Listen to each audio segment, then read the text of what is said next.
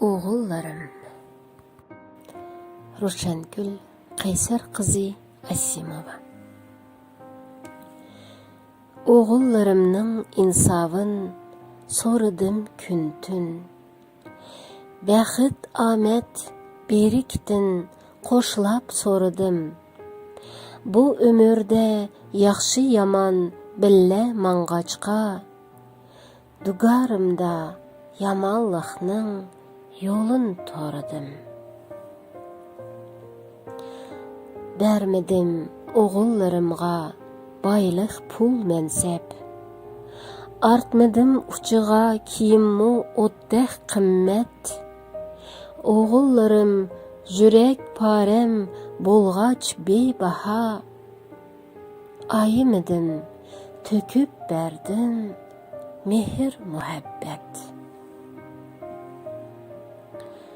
Kam qılmadım hiç kimden körəngləb artıq hem. Qalbiga vicdan iman urğın tərdim mən. İçi tarlıq, iki yüzlük körəlməslikni. Yıqınlatmay pak yüregin saxlap jürdüm mən. Oğullarım atısının sözünü alğan. Tapqınını xəşligin dəb qoluğa salğan. Barlıq işinin höddisini elib mürige. Atısını hürmet bilen tılığa alğan.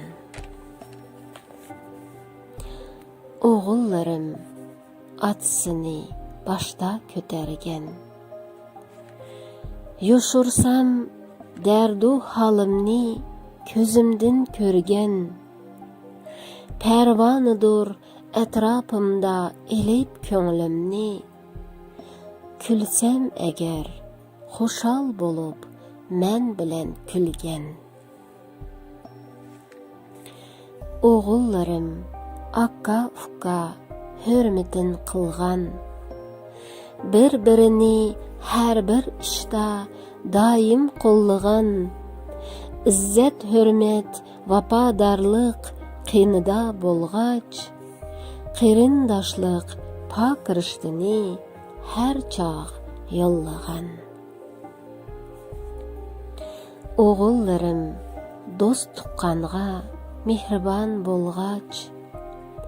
Hürmetimu çeksiz kengdur derya kebi. Çin dostluqni pul mənsəbdin yuqori qoyğaç. Məğrurlanıb ülge tutar hatta ki səbi. Razı mən oğullarımğa meni şad etken. Halal əmgək hüner bilen ametke yetken. Yaman közler, açıq tıllar taşlarga tegip. Oğullarım bəxit quchsun payansız ketken.